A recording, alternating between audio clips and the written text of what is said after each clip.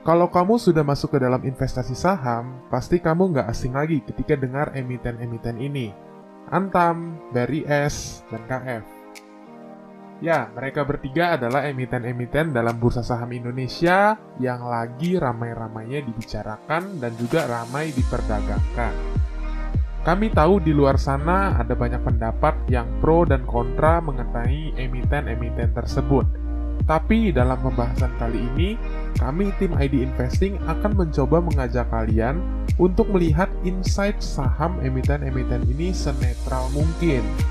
Beberapa hal yang akan kita bahas adalah pergerakan harganya, kinerja perusahaannya, dan juga sentimen-sentimen yang beredar mengenai perusahaan-perusahaan tersebut. Selamat datang di channel ID Investing, tempat asik untuk belajar dan ngomongin soal investasi. Perlu kamu tahu, segala sesuatu yang kami sampaikan bukanlah analisis mutlak dan tidak bisa dijadikan bahan rekomendasi untuk berinvestasi. Pastikan kamu melakukan analisis pribadi dulu ya, karena keputusan investasi ada di tangan kita masing-masing. Untuk sekarang, langsung aja kita mulai pembahasannya. Yang pertama ada perusahaan aneka tambang.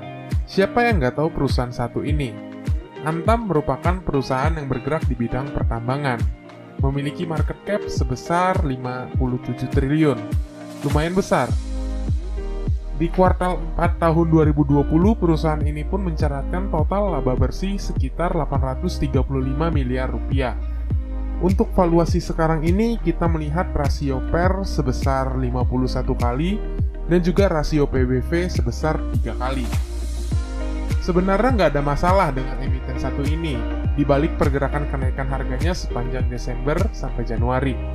Namun memang banyak sekali tim kami mendapat kabar, banyak yang mengambil saham satu ini di harga yang sudah terlampau tinggi, di area jenuh beli. Yang terjadi pun akhirnya harga saham ini mulai turun hingga menyentuh titik ARB beberapa kali, pada periode tanggal 21 sampai 28 Januari. Untuk kedepannya, kalian para investor masih perlu cukup waspada. Melihat sepertinya pergerakan harga belum memiliki titik pijakan untuk bergerak sideways maupun rebound. Oke, untuk yang kedua kami mau membahas mengenai emiten BRIS atau Bank BRI Syariah. Pada penutupan tanggal 28 Januari, BRIS diperdagangkan di harga Rp2.620 per lembarnya. Cukup jauh kalau kita bandingkan dengan harga jual pada titik tertingginya, yaitu pada tanggal 13 Januari tahun 2021, yaitu di harga 3.700-an per lembar sahamnya. Sayangnya sejak 15 Januari, BRIS juga menyentuh titik ARB dalam perdagangan bursa. Pastinya sih bukan kabar baik ya, apalagi buat para investor yang masuk di harga yang cukup tinggi. BRIS memiliki market cap sebesar 25,9 triliun rupiah, serta mencatatkan net profit pada kuartal akhir 2020 sebesar 190 miliar rupiah. Untuk valuasinya, saat ini kita bisa melihat rasio PER sebesar 100 kali dan juga rasio PBV sebesar 4 kali.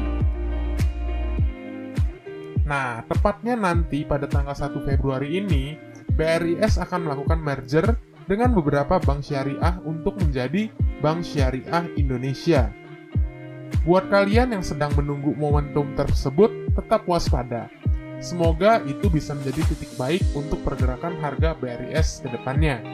Tetap sama seperti yang kami bilang, pastikan dulu kamu melakukan analisis sebelum kamu memutuskan untuk berinvestasi, termasuk di saham yang satu ini.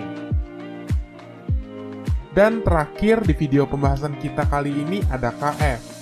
Kami mungkin tidak terlalu dalam ya membahas insight-nya, namun kami mengamati sesuatu yang cukup ekstrim terjadi dengan pergerakan harganya. Cukup menegangkan jika diperhatikan. KF sendiri saat ini memiliki market cap sebesar 18 triliun dengan valuasi rasio PER 375 kali dan PBV 2 kali. Dan perlu diketahui juga pada perdagangan saham KF, sejak tanggal 13 Januari menyentuh beberapa kali titik ARB. Jadi buat kamu yang ingin berinvestasi di saham ini, sebaiknya cari dulu titik entry yang tepat untuk kedepannya mungkin saham ini bisa melakukan rebound. Jadi kita sudah sedikit banyak melihat insight beberapa emiten seperti Antam, BRIS, dan juga KF. Kira-kira untuk video selanjutnya, kamu mau dibuatkan insight mengenai perusahaan apa nih? Boleh saranin kami ya di kolom komentar. Kami tunggu.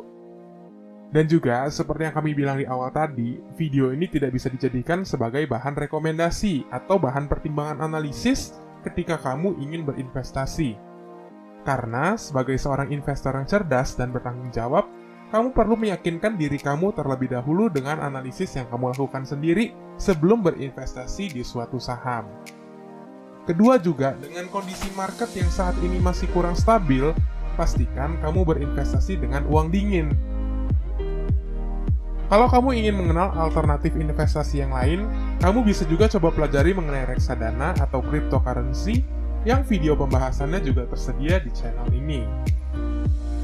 Apapun kondisinya, bagaimanapun keadaannya, semoga kita semua tetap optimis menjalani tahun ini. Salam sukses! Bersama-sama kita belajar, bersama-sama kita sukses mencapai tujuan.